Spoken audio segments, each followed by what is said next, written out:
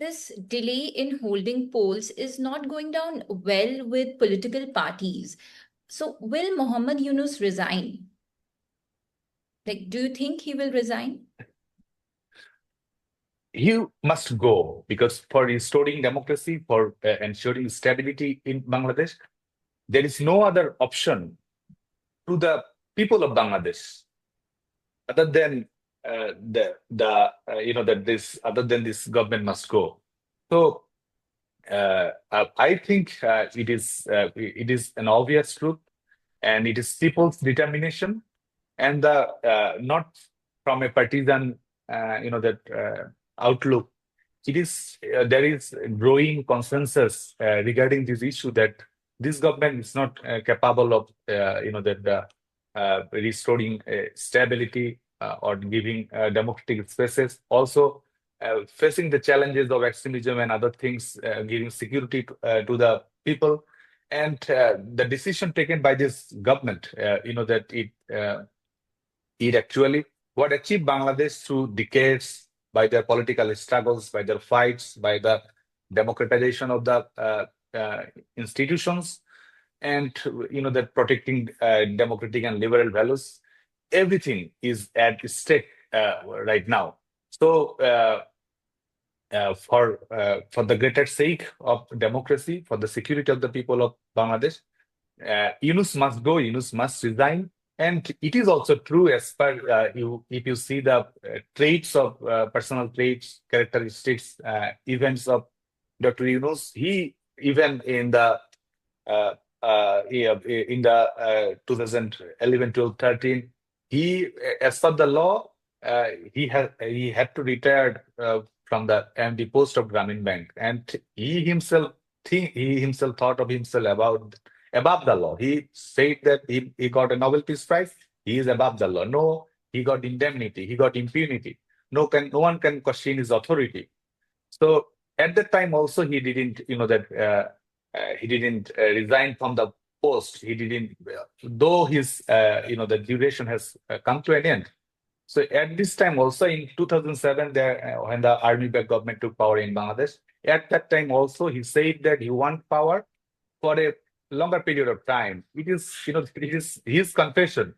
So and this time also from the in the early days of August, September, he was saying that he will stay in power for 3 years, 4 years, for an indefinite period, or maybe for his inner wishes being in power as he wants, befitting.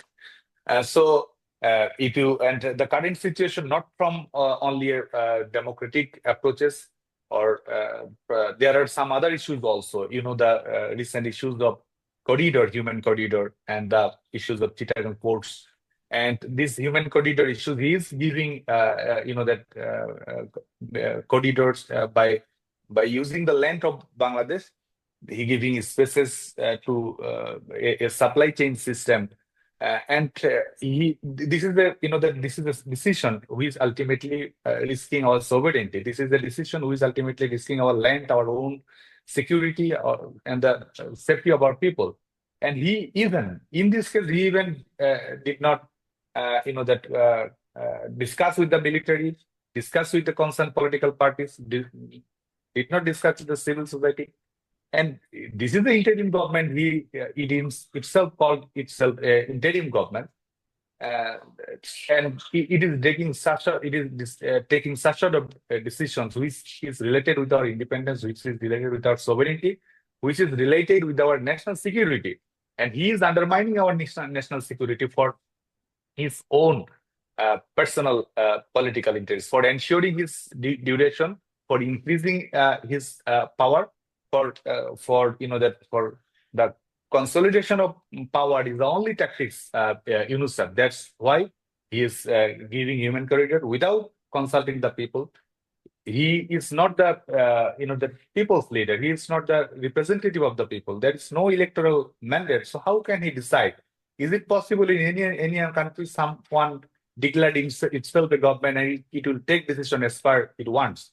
So this is democracy as a joke to Fascist Yunus, actually.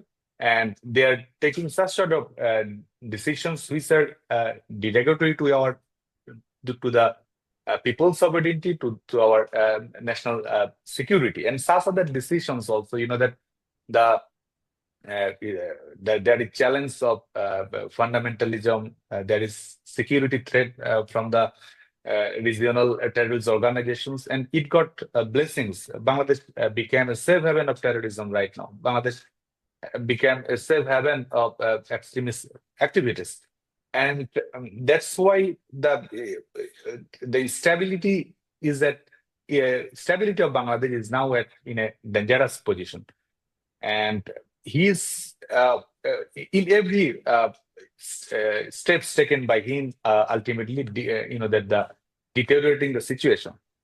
So, and if you see the other concerned offices, concerned matters in Bangladesh right now, there is no women's security, minorities are in danger, the secretariat in protest, primary school teachers, the schools are shut down.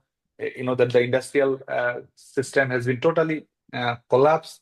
Our GDP, that our gross GDP, it is lowest in the last 36 years. Right now, it is 3.3%. Whatever, when Bangladesh Awami League was in power, they continuously maintained a 6%, 7% GDP. Our unemployment rate, our inflation is over 9%. It is the highest in South Asia.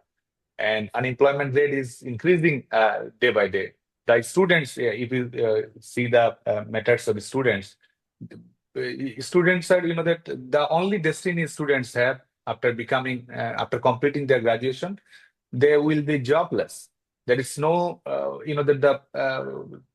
no option of private jobs as industries become collapsed, and the government jobs, it is not merit based right now. It is just that they are appointing politically. They are also the students were for quota reformation during July, August, and right now they are preserving quota for the so-called movement. They are preserving quota in the government jobs, in the educational institutions, and whatnot. So actually, I think the scenario in Bangladesh, there is no academic freedom of the teachers, academicians, journalists. That situation of the journalism in Bangladesh, there is no freedom of speech. Hundreds of journalists are in prison. There are lots of cases against the journalists. Every editor has been changed as per their wishes, and government threatened all the time that only the government, that only the government narratives can be published in the newspapers. No dissenting voice can be heard in Bangladesh right now. So, if you see the situation, there is no other option it is not as I am an activist of some political party.